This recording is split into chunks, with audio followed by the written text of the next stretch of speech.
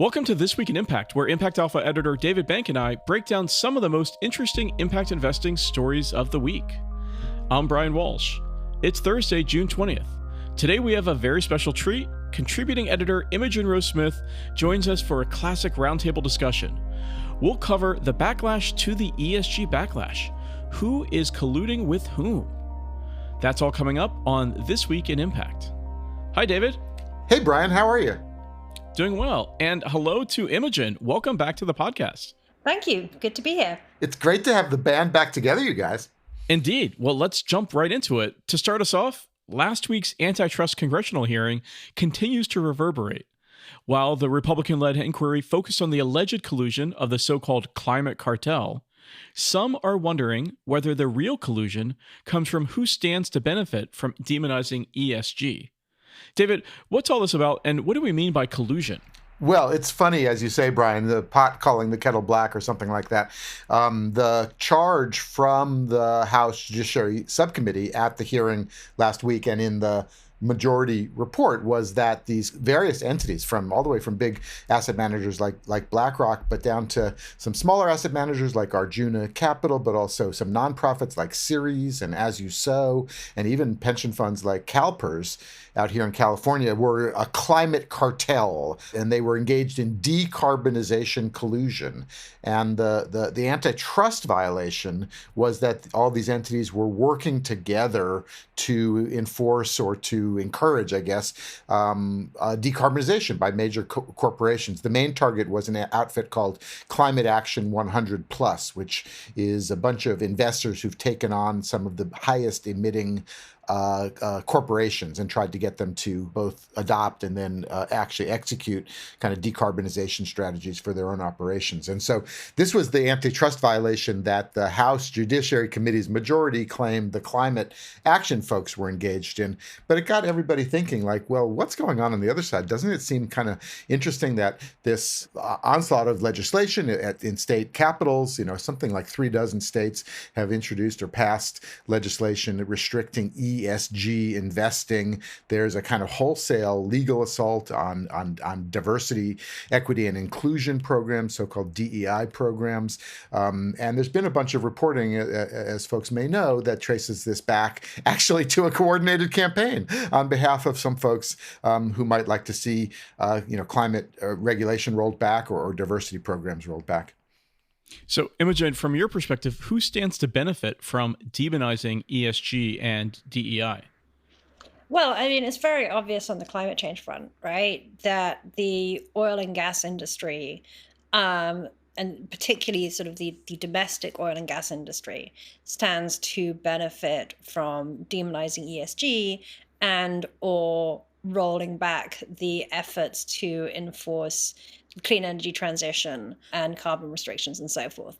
I think more generally, there are, because of that and because of the way that money works in politics and finance in the US in particular, there are a bunch of politicians that also stand to benefit from demonizing ESG. And I think that there are a bunch of people who stand to benefit from it, or it viscerally makes them feel good, right? I mean, I think that's what a lot of sort of our politics is about these days. It's about sort of targeting certain groups and making them feel like they have lost out on something and that they can act out against that by, rallying or voting for certain candidates, et cetera. And I think demonizing ESG sounds like one of those like elitist things that is somehow sort of like anti-American or anti sort of Main Street America. And that's one of those examples of where sort of messaging has gone bad, right? So people feel like this is like that something's doing something, woke capitalism is bad. And that like, we don't want more of that woke capitalism, in our diner. And so it's a rallying cry. So it's more a visceral sort of, even if that goes against actually what would benefit, local communities. So it's not so much who stands to benefit, but to whom that narrative is attractive. But there's an interesting point there, because about 6 months ago, I think, we actually published a story, and there was some polling data that showed it, that this had not gotten any popular traction, and that, it was one of these efforts that folks, consultants, or what have you, political strategists float, and they see if they can get some people riled up about it. And ESG did not really register on the polling data, mostly because I think most people didn't even know what it was in the broader public. I mean, readers of ImpactAlpha may be familiar with it, but it wasn't something that they could demonize, it seemed. And so we thought it was going to go away, and we were wrong. and, and we were wrong, because it's not just an effort to drive a wedge issue. It's actually got some, material interests behind it, in terms of trying to roll back regulations and things. So even though the politics of it are not very potent, I don't think, on the right, the actual agenda is really quite salient still. Well, I think that's the point. And I think it depends on how you ask the question or what question you're asking, right? Like, people might, I used to joke people didn't used to know how to spell ESG.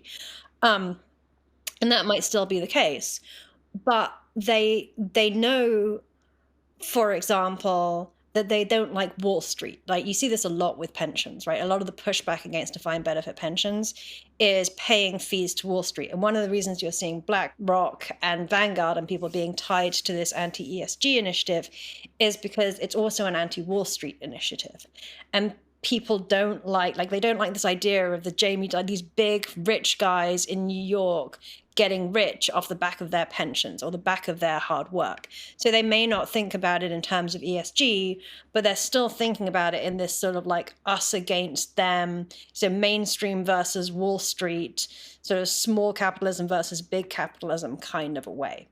So is that the message that they're feeding to the Main Street, is that you don't like these Wall Street people that are collecting fees, and they have values that are out of sync with yours, that are these kind of elitist woke capital values, and so there's an outfit called Consumers Research that has jumped into this fray, and they're backed by a fellow named Leonard Leo, who folks may recognize as one of the architects of the Federalist Society, and they've been spearheading a lot of this anti-ESG stuff. So they've got some billboards they've put up. What does ESG really stand for? Elitists, socialists, and grifters, or enabling slave labor and genocide, or erasing savings and growth. So you can see it's kind of all over the map. They're kind of fishing for whatever might stick with the public.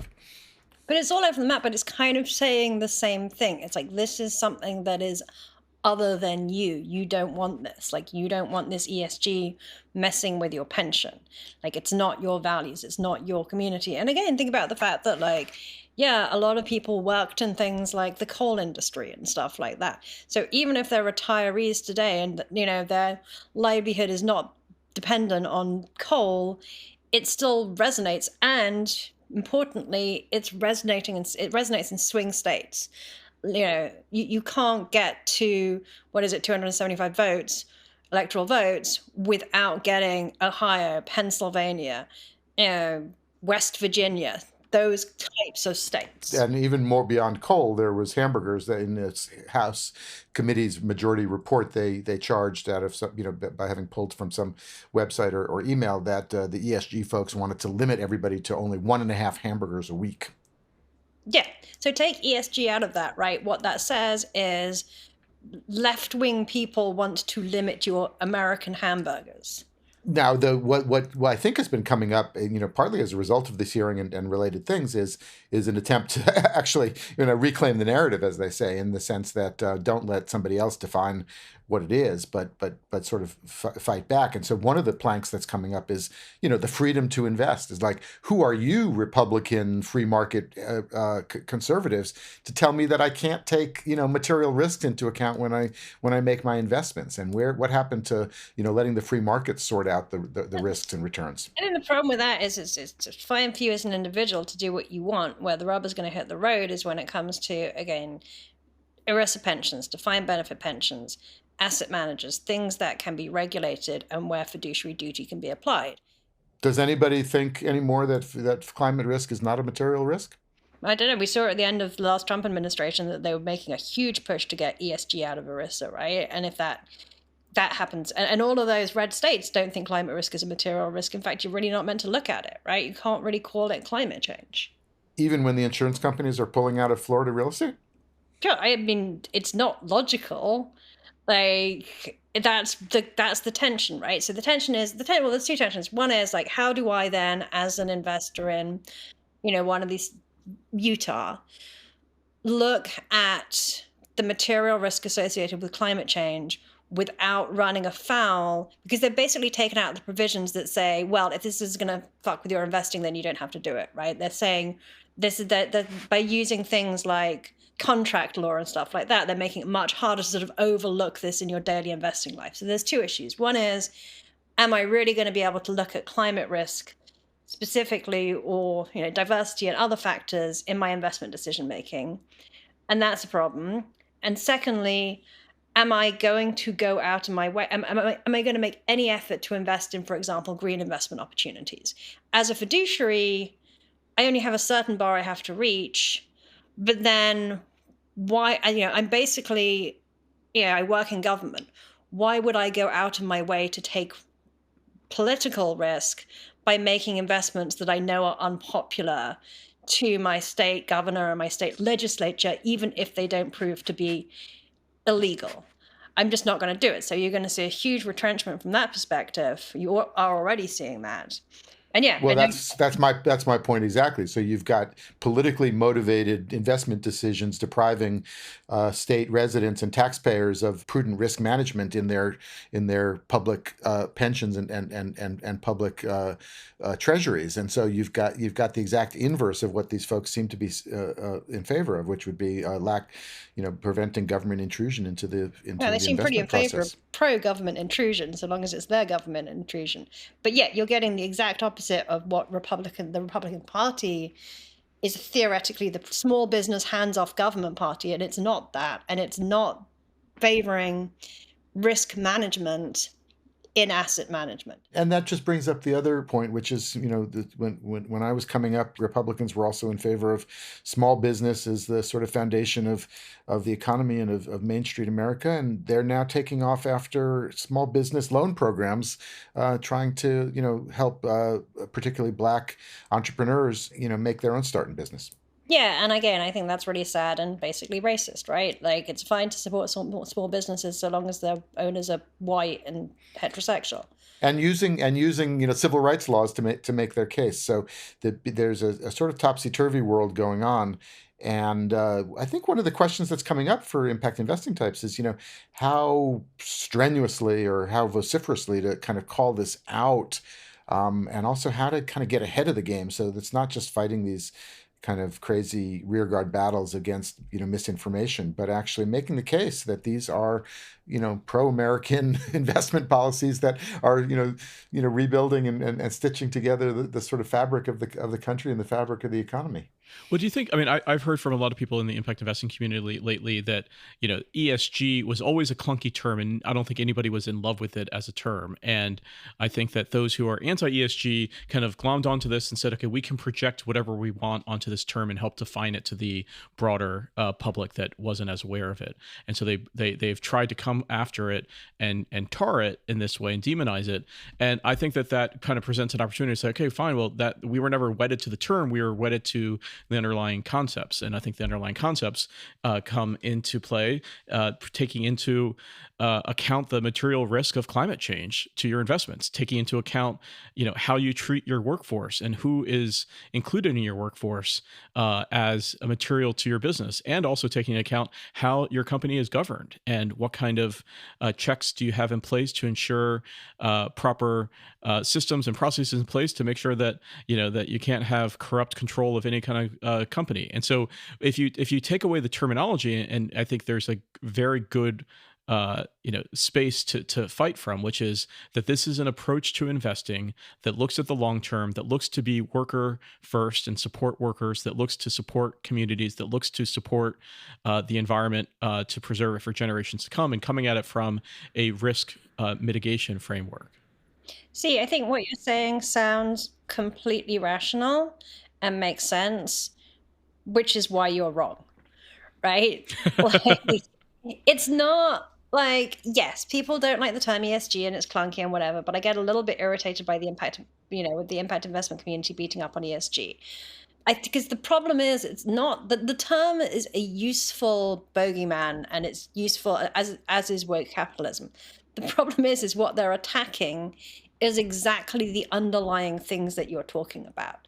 And I think why the sort of ESG and impact investment community was sort of back-footed on this is that it seems rational, right? It seems rational that we should support communities, we should support the clean energy transition. The opposition is not rational. It doesn't give a shit, right? It doesn't care about like long-term sustainable institutions. It doesn't care about like rational capitalism or doing the right thing. It effectively cares about having the fight, and it's a lion in winter thing. It cares about sort of this vision of like a white, what is it, sort of Judeo-Christian or evangelical Christian, sort of very masculine American version of society that it fears is like dying and that is threatened by pretty much everything you just said. So it's not like if we get rid of ESG, it'll be fine and dandy and we can go on our merry way and continue to try and make the world better. They're trying to pull the world back to something that never really existed, but that like they're afraid of losing. And the problem as well is because information is so fractured and, the political discourse has become so polarized, it's almost impossible to break through the noise. And it's very hard, I think, for people on the left to develop the narrative tools to do that when you're fighting, as I said, effectively an irrational opponent who's willing to do like anything. The only place I part company with you is I don't think it's irrational, because I think it's, as we said earlier, I think it's quite coordinated and intentional. So it may be plucking some emotional heartstrings and some darker underlying tendencies, as you say. But I think I think the momentum for it is based on a very calculated strategy to roll back, almost at some level, the tide of history in terms of the transition to the clean economy and the transition to a more diverse society. And it is, reactionary in that sense, in that it's reacting against progress that's been made in recent decades. And I think what's now at stake, and it's not only in the election, as you say, although it includes the election, but more broadly in kind of this framing of business and finance and the economy and what we're actually, optimizing for. And I think, again, it's up incumbent upon, business leaders, forward-thinking business and finance leaders, to say this is actually where the world is going, and we want to obviously invest in that world and help make it so. And to that point, Brian, I think you're right that ESG was always a little backward looking, and we always hung our hat more on proactive impact. So not just the material risks to your company, but actually the big problems of the world that you might be solving with your products and services, and thereby the investments into those companies. And so I think it's really time for folks to stand up and make the case. And time is short. I completely agree with you that it's hyper rational and hyper coordinated, and the idea that like it's just to clarify, what's the hyper rational and hyper coordinated is the coordinated effort to demonize ESG as a political wedge issue. Sort of what more broadly what ESG represents, a sort of progressive movement towards like climate change, equality, all of these factors, right? And that, but I think that also the climate denial cartel. Yeah. Well, but here's the question though. I want to interrogate a point that you just made though. Is you just snuck in there? You said that ESG is kind of a part of the progressive movement. Is that the case? Is that true? I think it's part of it. I don't think it's only progressive, but I think it has. I think that it is seen. I think it aligns, broadly speaking, with progressive values, right? To the extent that progressive values align with capitalism, right? Where it's sort of the horseshoe effect kicks in is when you say, well, actually progressives are socialists and don't believe in making money, right? So right, because I know some progressives who are anti-ESG in the sense that they are anti big business and capitalism, and they want to see heavier taxation and heavier government regulation of these industries. And they kind of consider those of us who are in the impact investing ESG space as neoliberal shills who are, part of this neoliberal world order that's trying to say that markets are the solution to everything. And so that's the anti-globalism argument, right? And look, I think that there's definitely criticisms to be made of ESG, and there's criticisms to be made of the idea that somehow capitalism is the solution to all of our problems. However, that's not the point I wanted to make. The point I wanted to make is that, David was talking about this idea that, this sort of call to business and finance leaders to sort of rally behind this idea of let's call it socially responsible capitalism. The problem you have right now is that in this election cycle, Trump is going to reward anyone who stands behind him, right? But he's going to punish anyone who goes against him. So whereas Biden's not going to punish Jamie Dimon if Jamie Dimon supports Trump, right? Or Steve Schwartzman or whoever it is, right? So there's practically zero short-term political downside for business leaders in supporting Trump. And there's huge short-term political downside in supporting Biden in the event that Trump wins. And so I think that political calculation is coloring a lot of the decision-making around the current election cycle. So even business leaders who might believe in all of the things we're talking about and think that they are needed for the long term are not necessarily going to put their chips on the table right now. And I think that's sort of one of the shocking and distressing reasons that we're in the moment that we're in. We often talk about political risk in other countries, that are having elections that may or may not be, go off as planned, or peaceful transitions of power, or have kind of a, shaky or volatile, regulatory regime or rule of law. I think maybe, it's dawning on people that maybe the biggest political risk in the world right now is the U.S. elections coming up. So where do the U.S. political elections factor into an ESG risk framework? I think that'd be like a massive red flashing light, right? I mean, I think the other thing you're seeing is it's chilling all investment decision making, or a lot of investment decision making, until after the election, because no one's going to take any action until they know what that is.